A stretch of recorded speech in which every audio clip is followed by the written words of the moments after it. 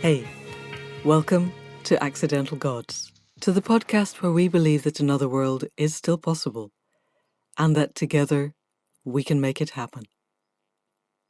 I'm Manda Scott, and I spent the first series of this podcast laying out the basic toolkit that is essential to making conscious evolution a possibility, which is the entire premise behind the Accidental Gods project, this podcast, the website, and the membership portal that lies behind it. We spent the second series finding people who were using these tools in ways that could inspire us to change. And now in the third season, we're beginning to lay out a vision for where we could go for that more beautiful future that Charles Eisenstein speaks of, that our hearts know is possible. And in that regard, this week is the second part of the conversation with Miki Kashtan, one of the most inspiring of the nonviolent communication practitioners in the world, I think. And Miki has visions not only of who we could be, but of where we could go, of how we could structure the world differently so that we can become the more beautiful people that our hearts know is possible. So in the first podcast, we laid down the principles of what it takes to be those people. And in this podcast, we're beginning to lay out that vision, a sense of a framework, of a structure of how we get from here to there, and of how there looks in the world where our needs are met, all of our needs, so that we're not in that constant sense of scarcity and separation and powerlessness. So people of the podcast, please welcome Miki Kashtan for the second time. So Miki, welcome back to Accidental Gods for the second time. Thank you so much for agreeing to do a second call, because this feels like a huge turning point in our journey as Accidental Gods into understanding where we've been and where we might go. So where we really hooked into last time, one of several, was that our economic system is absolutely predicated on scarcity, and that the wounding of our system is that scarcity, our separation from ourselves, from the more than human world and each other, and our powerlessness. So what I'd like to do now, because I know that you have concepts of where we might go that are more developed than anybody else that I've ever heard, I would like us to look in this podcast at the potential places we could move to if we were able to heal those wounds of scarcity, separation, and powerlessness, and then the ways, some of the ways that we might get there. So over to you. Great. So I want to start by saying that I'm in the process of writing a series of blog posts about what the coronavirus is making possible.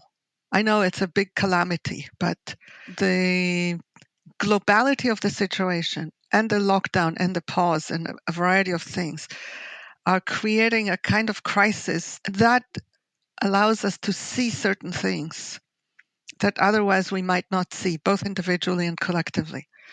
So it's a very ambitious series of 9 or 10 posts. I'm now working on the fourth. The second one is talking about that we are now able to see the market economy is not able to attend to needs. That became absolutely clear from the fact that in order to care for needs in this kind of extreme situation, governments and communities are the only entities that are able to do it. And it's not like I particularly think that governments are great at it, but governments at least can. The market is unable to care for needs because needs don't exist in the market. The fact that I have a need gives me no power. I only have power when I actually have resources that I could exchange with someone so that I can get what I need to attend to my own needs. And that, again, it's not something that is like a radical statement. Every economist would agree with me that what counts in the market is not the need itself. It's what they call effective demand. Effective demand is my capacity to command attention to my needs because I can pay for them or I can give something for them. So the exchange economy eliminates the power of needs. And so then needs become a liability rather than what they are, which is the life force living within us, moving towards whatever is next. That's what needs are. When we are born, if we have not been damaged in utero, we are born with the expectation that making our needs known is enough. We are expecting and assuming that when an adult or someone else around us will hear our expression of need, hear or see or intuit, they will come to us and give it. And there's a high degree of that does happen, or else none of us would survive infancy. But it is not the normal thing that happens. Sooner or later, in the societies that we live in, we are told that what we want is not okay. Yeah. And so jump forward, who knows how long, how far, into a world of the future. In the world of the future, needs have power. Okay. And we actually all know that that is so. Because we all know that movement of the heart when you see another's need. We know it, we feel it. It continues suppressed underneath, under the cracks. It's there. Yeah. And it came out during the lockdown. Exactly. We know the power of solidarity. We are beings that are responsive to need. And part of it, I mentioned last time Genevieve Vaughan with the maternal gift economy. And if you think about what is the quintessential quality of mothering, it's an awareness of and orienting towards another's needs. This, she claims, and I agree with her, is what is unique about our species, is this capacity to orient in this way. It's not like other animals are not able to do it, but they do it primarily in relation to the young. And we can do it in relation to each other as adults.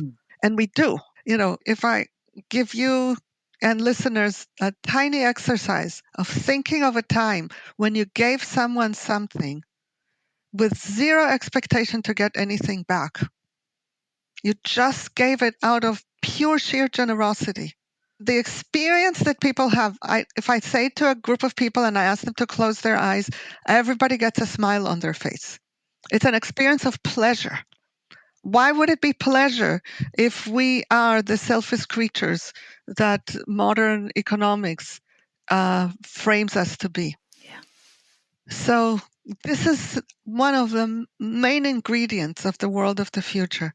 Needs are proclaimed, celebrated, engaged with, listened to, elaborated, inquired into, put on the table. And we spoke last time, but I would like to just dig a little bit deeper into that, about the needs beneath the needs, because Yes. in the world around us at the moment, a million people went into pubs last night because they felt they needed to go into the pub and drink. And I had conversations with the people who weren't going into the pubs last night, whose partners had been sober and at home for 3 months, and they just lost them again. And utterly divergent needs there. And it seems to me that if we had been able to address the needs beneath the needs, we might not need pubs at all. Mm-hmm. And that there's a difference between what we think we need, particularly the dopamine-driven needs that have been created by the advertising industries, Yeah. and the actual needs that often are unmet by our current culture. Can we talk a little bit about that? Yes. I'll tell you a story. My sister had once an introductory evening on nonviolent communication where she said this very same thing that I said here in the previous conversation, that everything that we do is an attempt to meet needs. Just an introductory evening, 2 hours. The next day, she gets a call from a guy who was at the event and told her what happened on his way home. He took out a cigarette, was about to light it, and he said, "Wait a minute, me taking out the cigarette is an attempt to meet a need.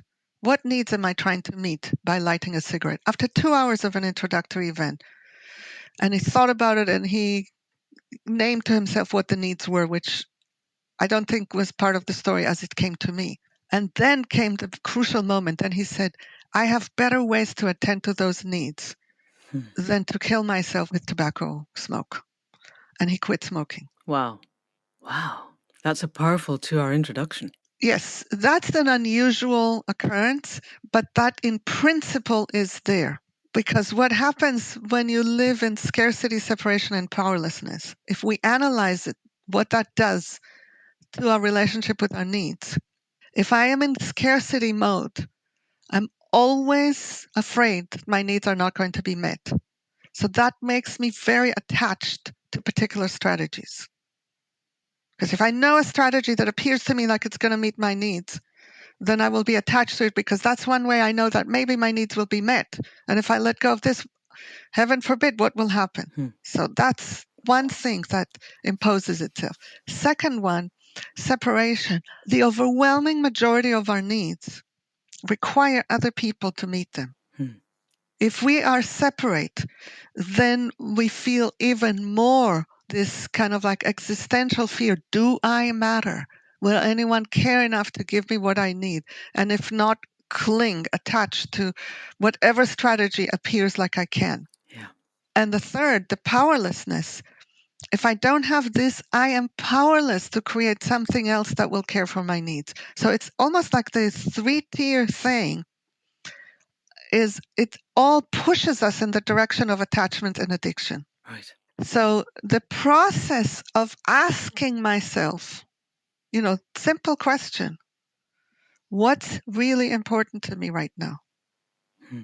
What is really important? I know I want the cigarette, the bottle, the sex, whatever it is, the chocolate. I know I want it. What is really important in this moment?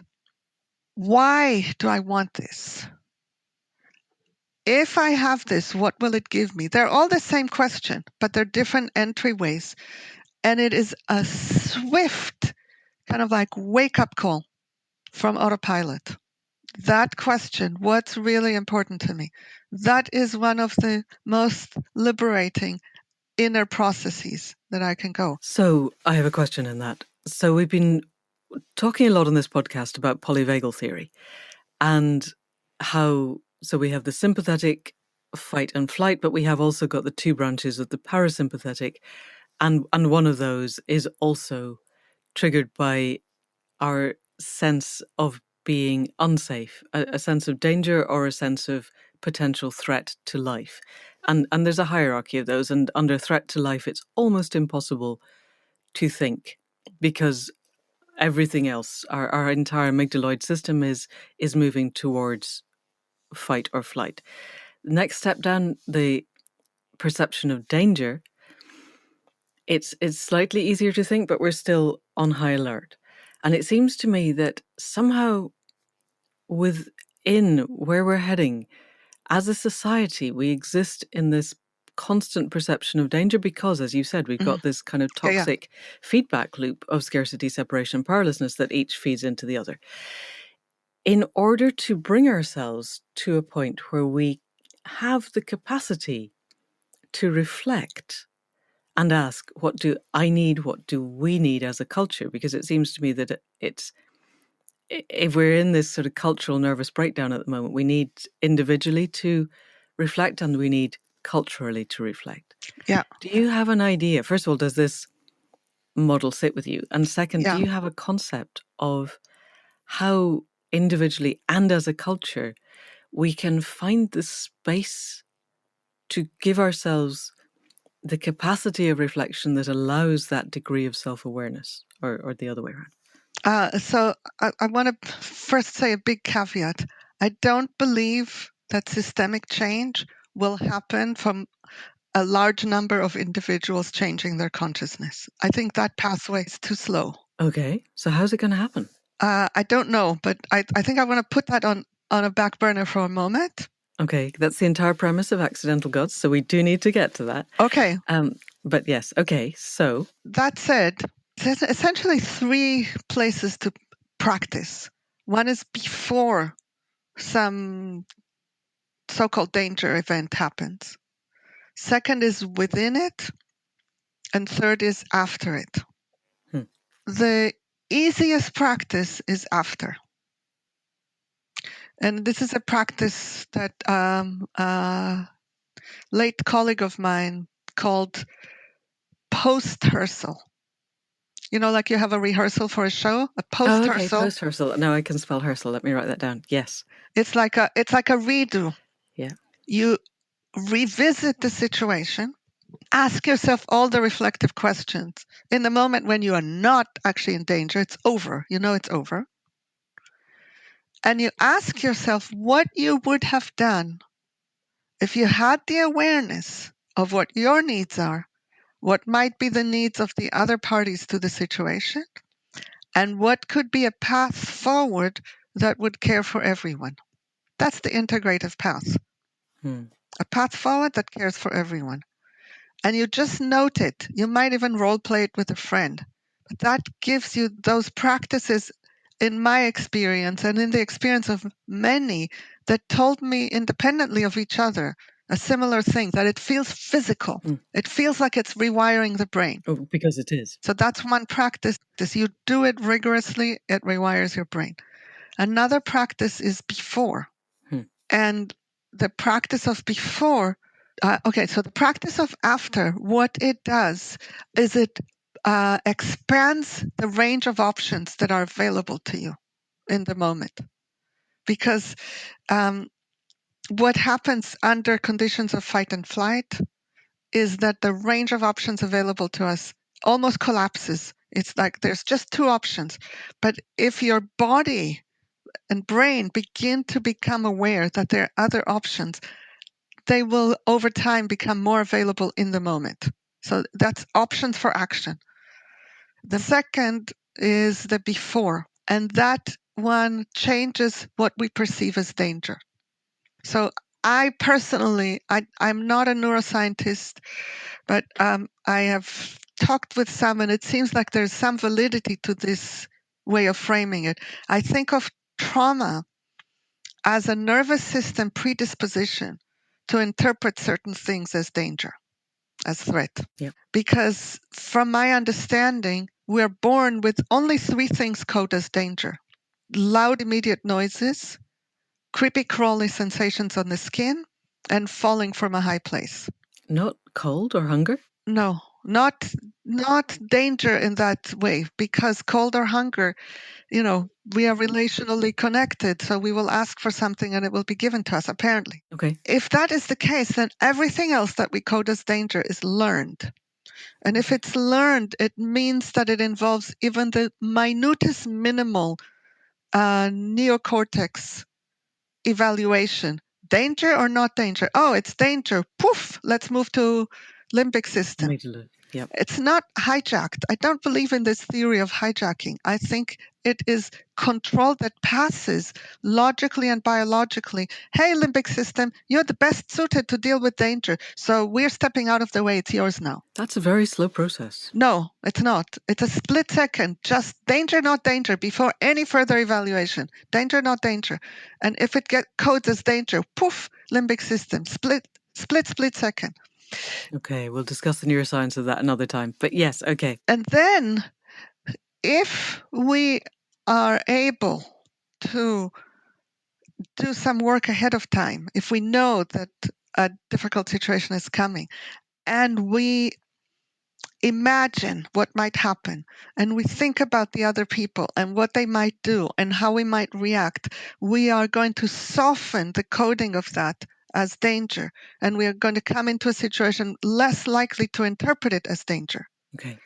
The third practice is practicing in the moment. That is the most difficult. And people give up on changing their fight, flight, freeze reactions because it's almost impossible to change them in the moment. And if you don't think about the before and the after, you think there's nothing you can do. Because in the moment, your amygdala is actually working so much faster than your cerebral cortex. Yeah. If over time, through practice, you can train yourself to breathe, you can train yourself to move in certain ways that will detrance you. If you, I think we talked about the woman who Yes, we was, did. yeah. So that man was in a trance. Okay. So when she asks him what time it is, Okay, I and he mentioned it, knows. he has Yeah. to look elsewhere. Just the change of physical motion already breaks the trance. So if we can remember to do that, like for example, I've read once in a book, if you're angry, sit down. Okay. Because the anger is like you want to stand up and scream. But if you sit down, you change something already. Sometimes things are very simple. That is one thing. Other thing is I have an inkling that we actually have more choice than we tell ourselves. And here's an imaginary story. You just got really triggered about something, and you're sitting in your home in this trigger and upset and all of that.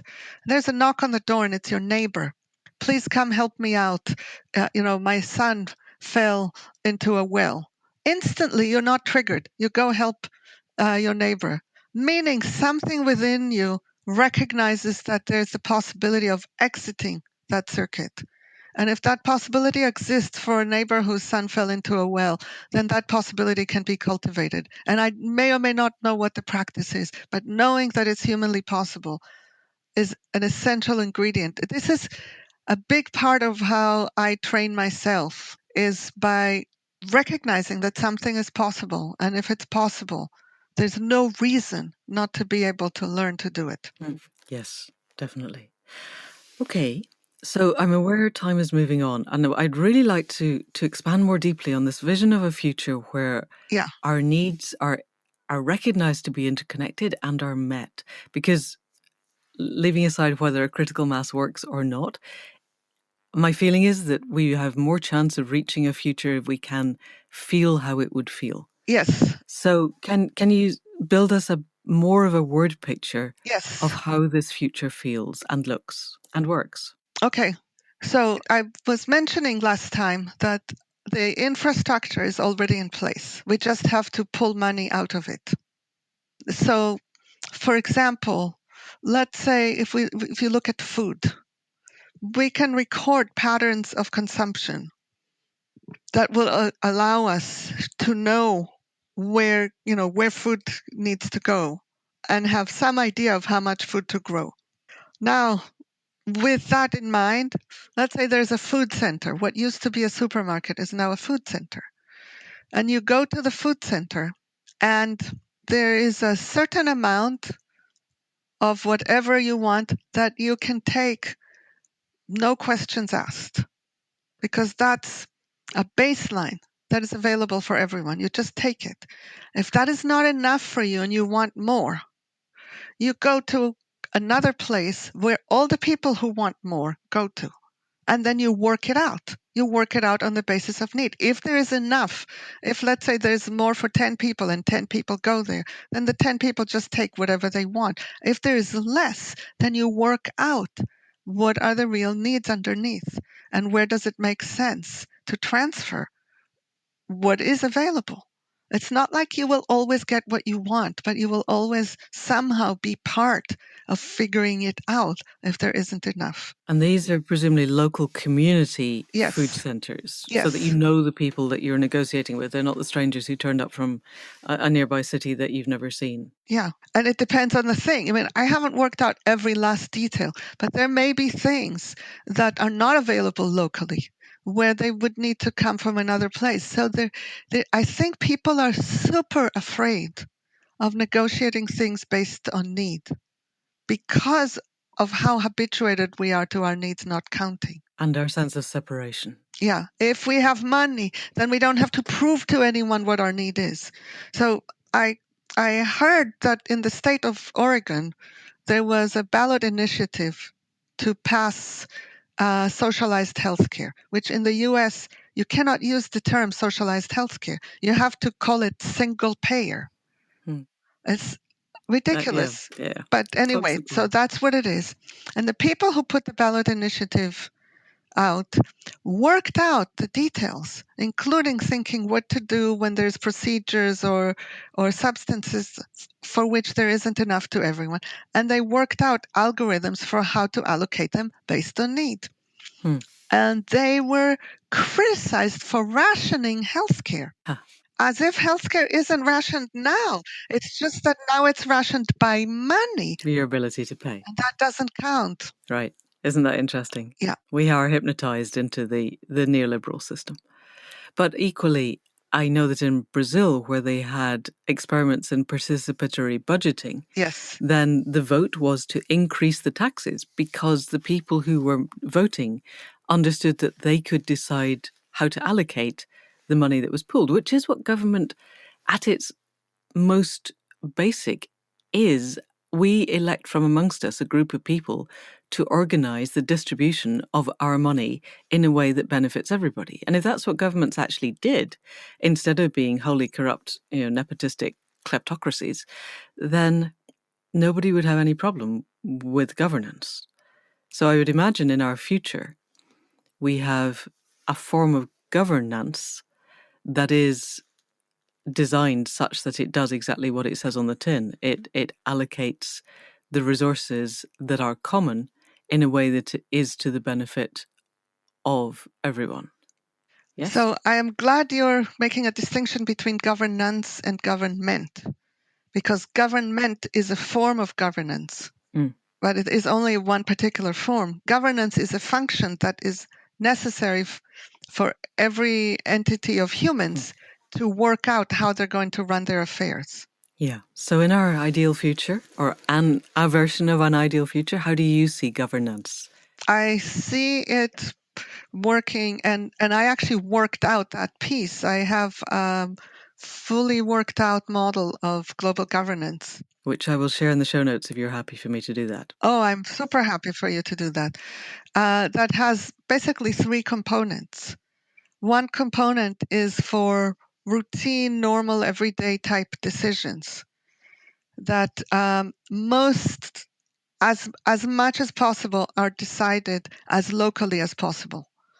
And right now, this would be almost impossible because the resources necessary for people to live and thrive are not locally based. We are all dependent on large institutions that are far away for the very basic means of our subsistence. If you relocalize things, then for a neighborhood to make decisions about things is not an empty proposition. It's a real thing. And then every decision that involves, let's say, 2 neighborhoods or 5 neighborhoods will be decided by people elected unanimously. It is possible. This is part of the deal. It's possible to make unanimous decisions. It's possible to make unanimous elections, open unanimous elections. The mechanisms exist. Consensus is not so hard to come by when you have people who have a common problem to solve that really affects them, they have a stake in the matter, and where they have the authority to implement a decision. It's much easier to collaborate than to collaborate on abstract ideas. That's when we fight. Can I ask a question? Sure, all the time. Just from personal experience. So I live in a collective of 2. There's me and my wife. And we have a home, which we have in common. And I'm guessing probably our ways of discussing or sorting issues are not as good as they could be. We try our hardest. And for a lot of our home, the walls are white. Because my version of the colours I would like to live in and her version of the colours she'd like to live in are radically different. I have a keynote which is clarity, and Faith's, I can't remember what her keynote was, but to me it translated as muddy, which is not what she said. And therefore we end up with white because there is no consensus, and that's with 2 of us.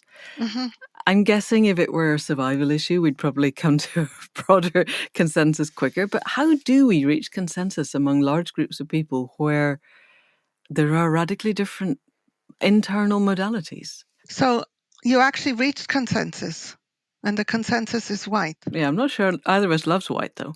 Yeah, but the point is not that people get what their preference is. Okay. The point is that you can come up with a solution that everyone is willing to accept. Okay. Shifting from preference to willingness is a world of difference. In other words, and similarly, this is one of the core principles of this future world, is I call it the principle of willingness. Okay. And it basically says only that gets done for which there's someone who is willing to do it. Okay. And not necessarily joyfully ecstatic about it. There's all these programs that promise you, tap into your life's passion and then you will find a way to make that your profession or whatever. And every time I see something like this, I ask myself, and who is going to collect the garbage? If you haven't solved the garbage problem, then you are essentially recreating a class society of masters and slaves, where some people do the dirty work so that other people can pursue their passion. So the solution to this is I'm assuming that there will never be enough people who will want to collect the garbage every day of their life as their work, enough to collect all the garbage of everyone. But I am completely convinced that there will always be enough people who are willing from time to time to collect garbage. Okay. It doesn't have to be everyone.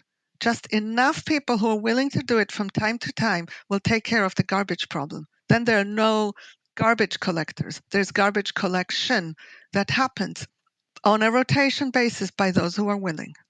So I'm not talking about a utopia. I'm not talking about nirvana. I'm not talking about a heaven in which everything, you just put your feet up and everything is as you want it. And there is no garbage ever. Yeah, I'm talking about the real possibility of working out solutions that everybody recognizes, that given all the needs that are on the table, given the resources that we have available, given the impacts that we know are going to happen if we do it this way or that way, this is the best solution for all of us. Okay. There's a story that I love of where this woman that I know did a process using the decision-making process that I created of working out with a bank branch their seating arrangements. They had to reconfigure the seating arrangements. And she was from the regional office, and her boss told her, this is going to be a goat rodeo if you're going to try to involve them in this. Don't do it. Just decide and tell them. And she said, no, I'm going to get to do it with them. She told them, here are the non-negotiables. I would like you to present proposals that address these non-negotiables, and these are some of the other needs that I think we have. And what other needs do you think? Collected the needs from everyone.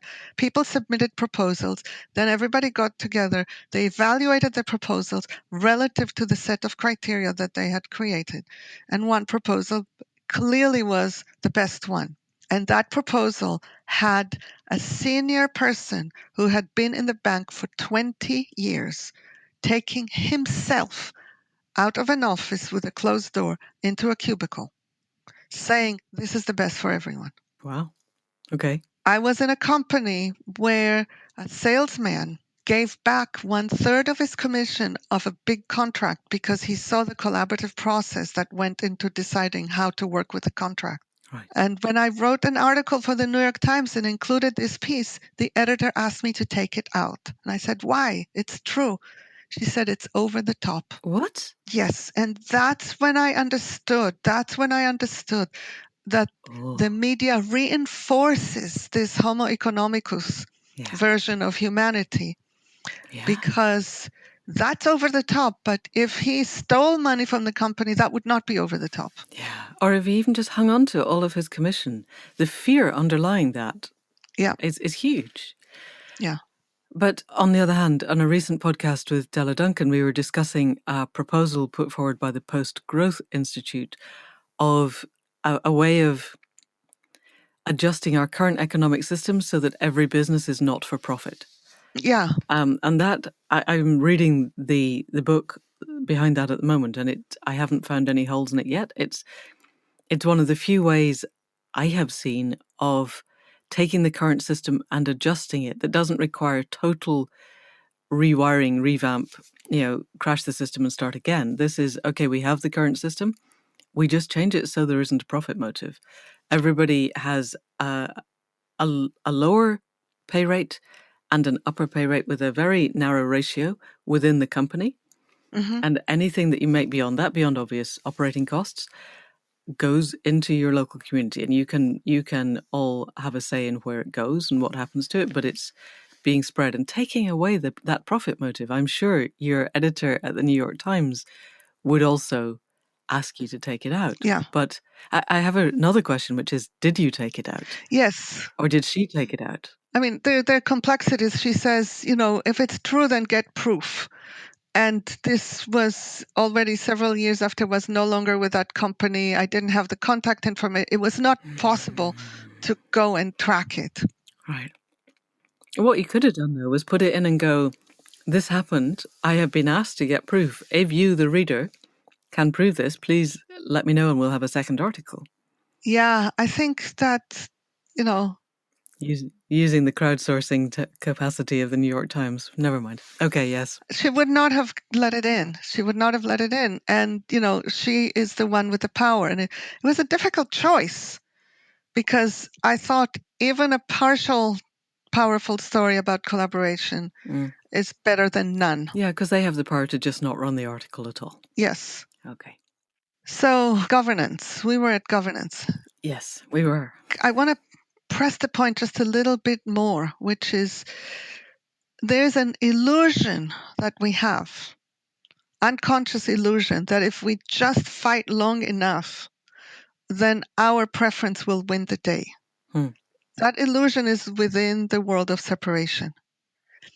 If we take seriously that, here's what's important to all of us, and we're looking for a solution that works for all of us, that we all can sign on to, those conditions create sufficient constraints for powerful creative breakthroughs to emerge.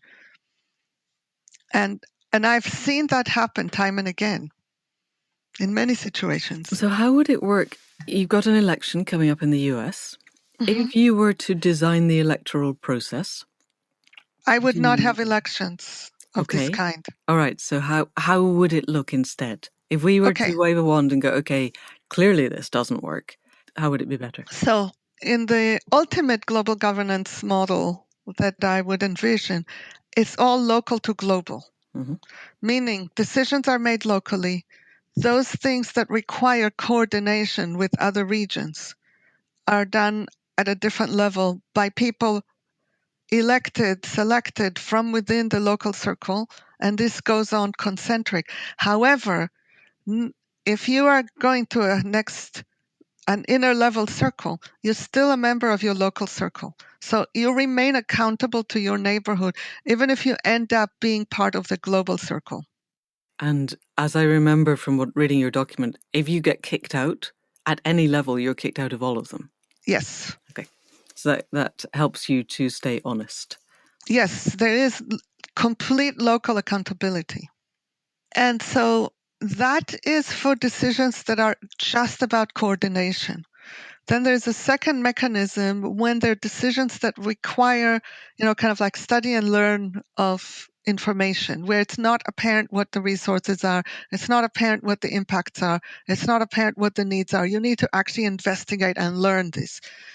Those can be done through a process called sortition, which is basically selecting a random sample of people from the affected population and trusting the decision to them. This is how the citizens' assemblies proposed by XR would work. Exactly. And then there's also a third process, which is multi-stakeholder circles, which is particularly suited for situations that are low trust situations and or require specific forms of expertise, because in a sortition, people come into the process as themselves, not as their roles. So they may have information that comes from their role, but it's not their role. It's their being, their body that is in the circle.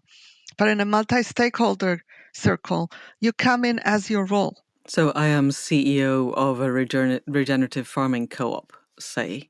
Yeah. As opposed to just being me. Yeah. Okay. I have this dream that, kind of like, give me CEOs of energy corporations, climate scientists, climate activists, a random sample of frontline communities and a smattering of whatever else. Put them in a room, let me facilitate them. And the charge is come up with a list of policy recommendations that you are all willing to endorse. Give me that. We instantly change the world. Why has that not happened yet, Miki? Because there's so many. I mean, COP26 was supposed to be in Glasgow in October, and it's going to be next October, November, whatever. And that group of people, if you were able to walk in there and go, let's make this happen. I would. If they let me facilitate, I'm quite confident that I could facilitate something different from what they've done. By the way, Paris was based on a process from the Global South, a collaborative process, very rigorous collaborative process. The name just escaped me, but I read about it. I was trying to understand how it was that every single country signed on it. And there was a process native to South Africa that was used within the Paris Accord. that resulted in the Paris in the Agreement. Global Climate Accord, yes. Yeah. I wish I remembered, but I'm having a senior moment. It'll come back. That the process, it's an actual process that is used in the Global South. Okay. So what we need is for Glasgow to go to use it, because the problem with Paris is that everybody signed up to it and nobody's actually doing it. Yes, that's a separate issue from the issue of we can make decisions that all of us agree to. Okay. It's possible. Yeah. We don't have to fight. We don't have to have parties. Look at, there are local experiments. I don't know if you've heard of what is happening in Frome. Yes, the flat pack democracy, but the listeners might not have. So if you'd like to describe that would be fantastic. Yes, please. So a group of citizens decided that party politics is not a way to run a town. That a way to run a town is to solve practical problems that affect everyone with as much involvement from everyone as possible, not through positions and platforms, but through looking at each situation.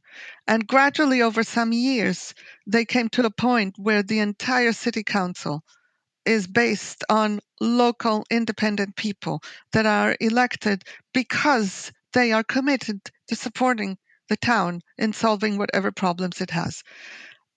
One of the things that is one of the secrets that I don't know if people know is that their meetings are facilitated. They have outside facilitators working at their meetings. So that helps, because then there's a process that holds everyone towards decisions that work for everyone. Yeah.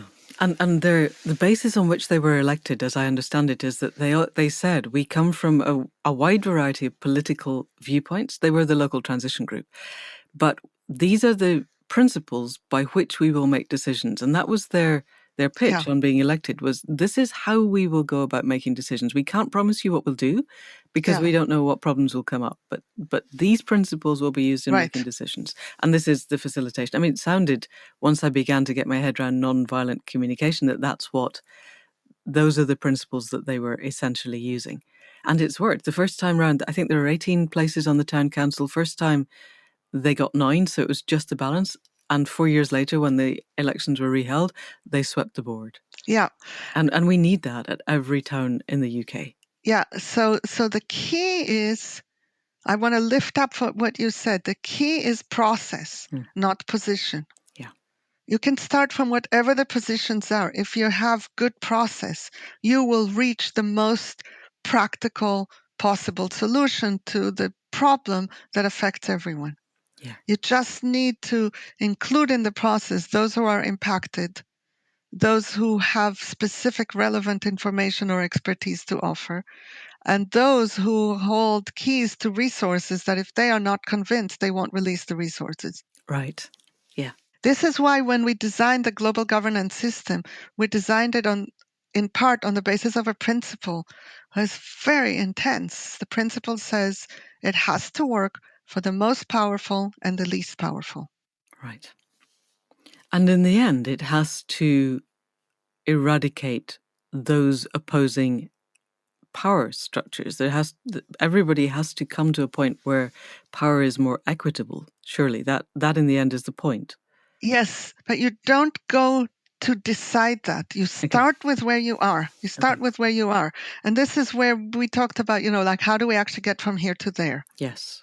Right. So I told you I've worked out 2.5 scenarios. So I want to describe all three of them Go before for it. we end. Yes. One of them is this global governance, and it's kind of like it bootstraps in this form. You will need some connections, but it's not too hard to get connections to the people who are kind of like our moral authority. There's a group called the elders. There are a number of people who, when they say something, people follow, people listen. Desmond Tutu. Jimmy Carter. There are not many of them, though, mind you. We're trying to put together something called Live Earth, which is like Live Aid, but for the Earth. And we're trying to think of who could we invite. So the Pope, the Dalai Lama, Desmond Tutu. Finding people who have the authority and the voice and who are considered neutral enough that enough people will listen to them is quite hard, actually. Because I'm going, well, Greta Thunberg, and they're going, well, you just lost the entire, polarity of one side of a political culture war will not turn up if she's there. It's an interesting process. Anyway, carry on. I don't want to. So you work this out and get a group of people, and they issue a call for a global sortition. Okay. And the global sortition has the task of naming the top 5 problems that have to be solved. Just that. Okay. And then for each of these problems, you summon the correct multi-stakeholder group. And that group issues recommendations to all the world's governments.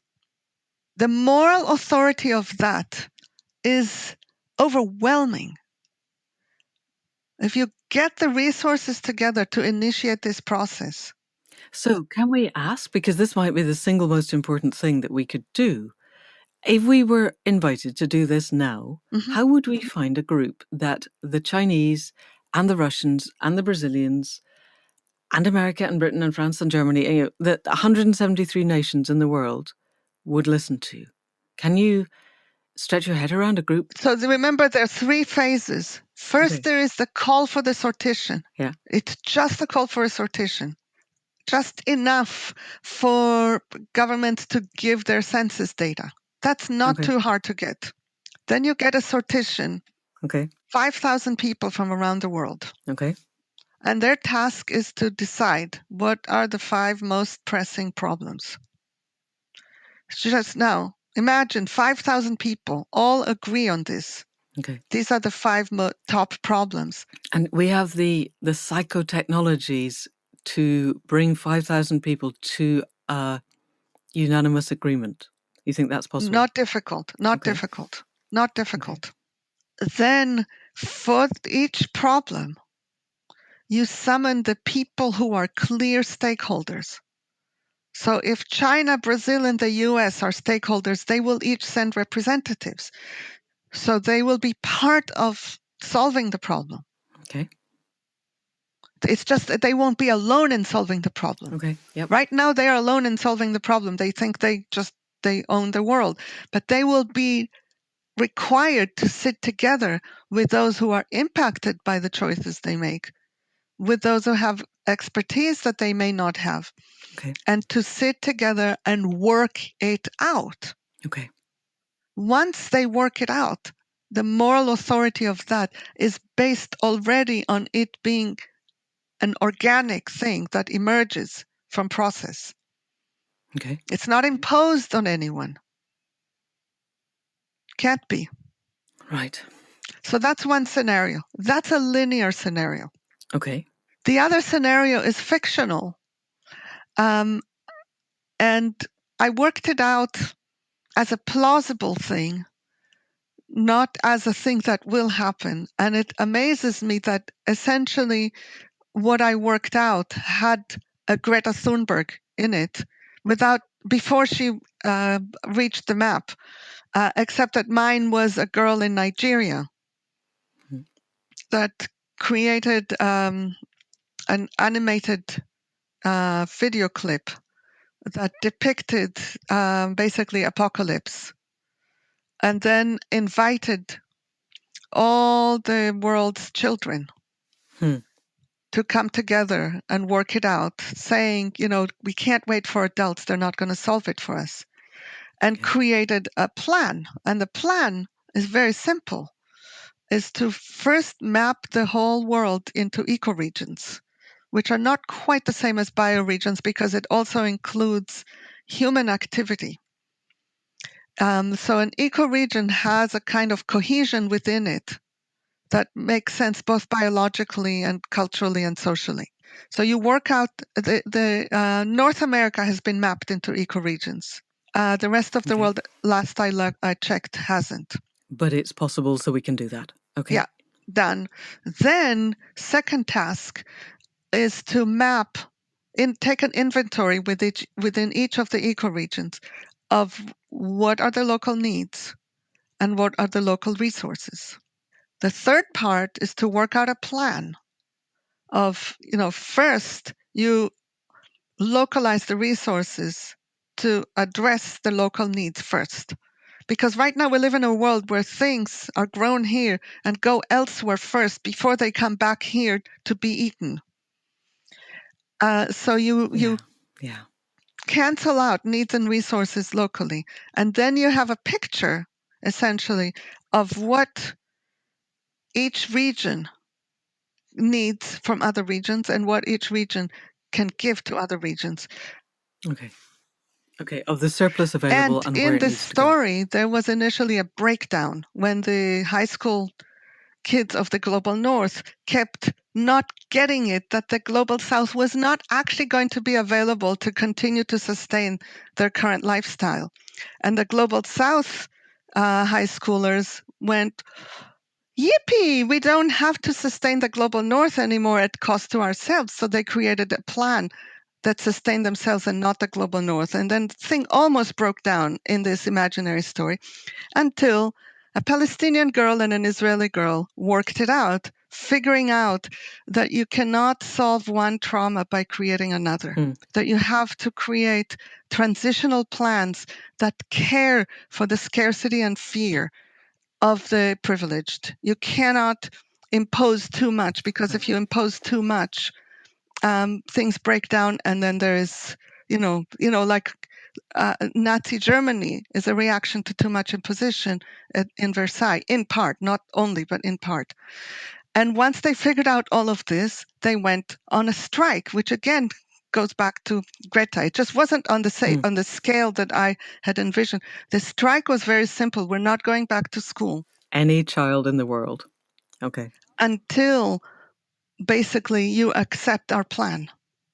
And this is a movement for the 100%, not the 99%. Every single one of you, including the CEOs, including heads of states that have been torturing people, everyone is part of the plan.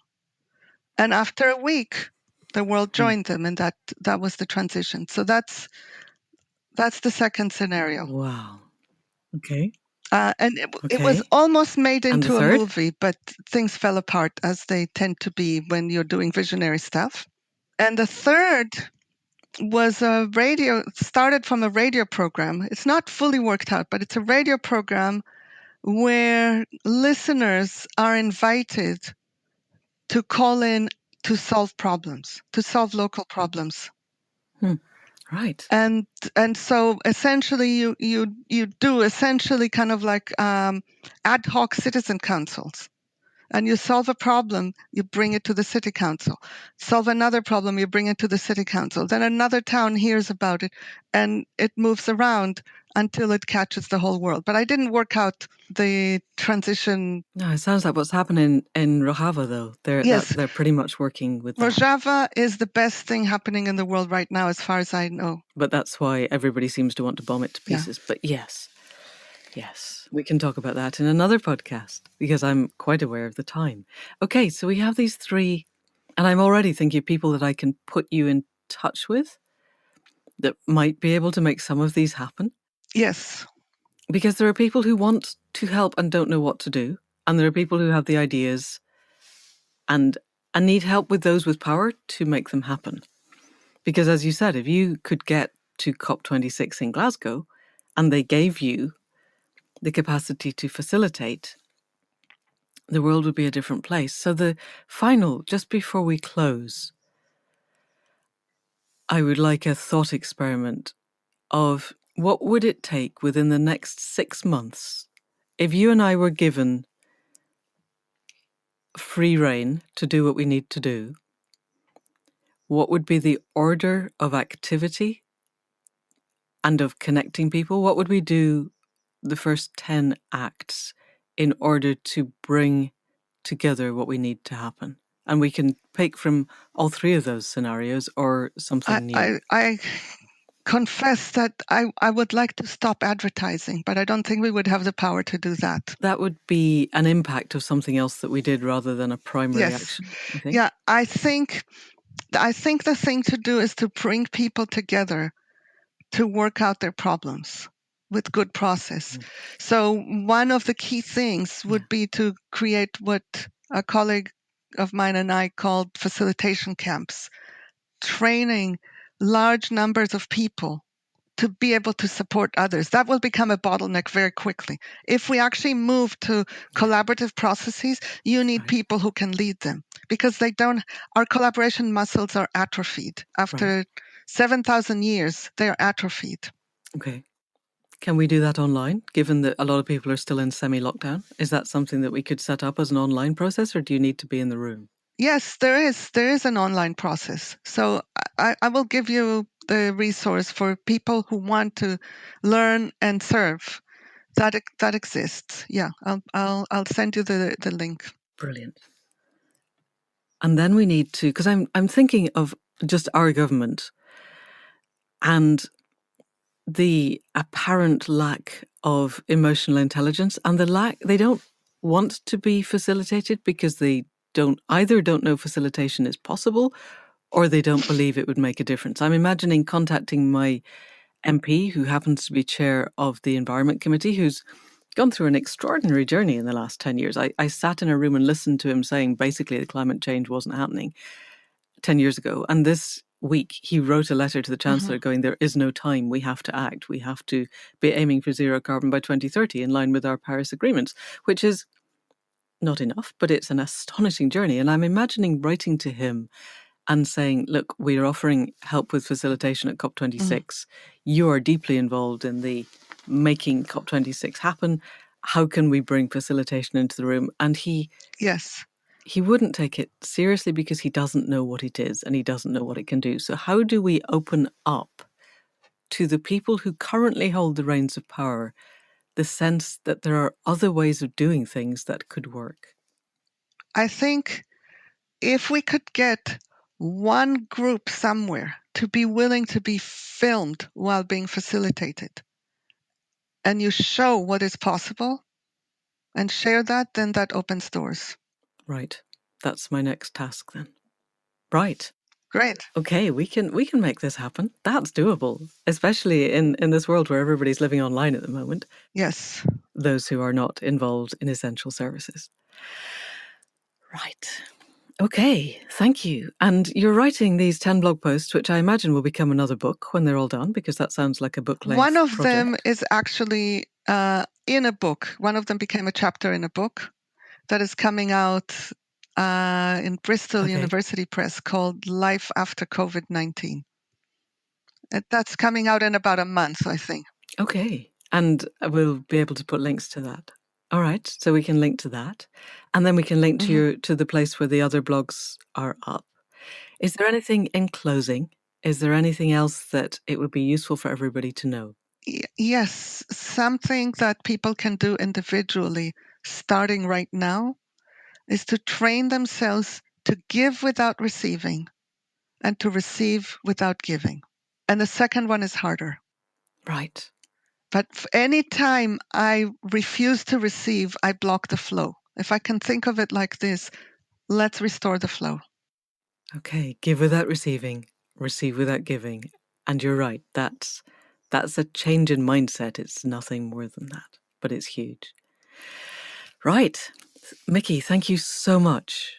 That gives everybody enough to change the whole world. So that's it for another week. And now we do have a sense of what we need to do and where we need to go. I will be exploring the ways that we could bring together the 5,000 people chosen by sortition. But in the meantime, give without receiving, receive without giving. See how that changes your world. And so, enormous thanks to Miki for offering the pathways to change, for her capacity to envision the future in ways that are different, and for the ability to share it with such clarity. For those who want to learn more, I will put as many links as I possibly can in the show notes, which are on the podcast page of our website, which is accidentalgods.life. And there will be a transcript there of this podcast and all the previous podcasts. We'll be back next week, but in the meantime, thanks, as always, to Caro C. for the sound production and for the music at the head and foot of the podcast. Thanks to my partner, Faith Tilleray, for being the other half of the creative team that is Accidental Gods, and for designing the website. If you want to see what she's created, that address again is accidentalgods.life. You'll find the show notes there, the other podcasts, the visualizations and meditations in the resources section, and the Accidental Gods membership portal, which is a structured training designed to go beyond giving without receiving and receiving without giving. It's designed to help us to make the connections that we really need to make to each other, to ourselves, and to the web of life, with integrity and authenticity and grounding, so that we can be what we need to be in the world that needs to become. So if you know of anyone who would like to be active in bringing about that more beautiful world that our hearts know is possible, please do send them the link. In the meantime, that's it for now. See you next week. Thank you, and goodbye.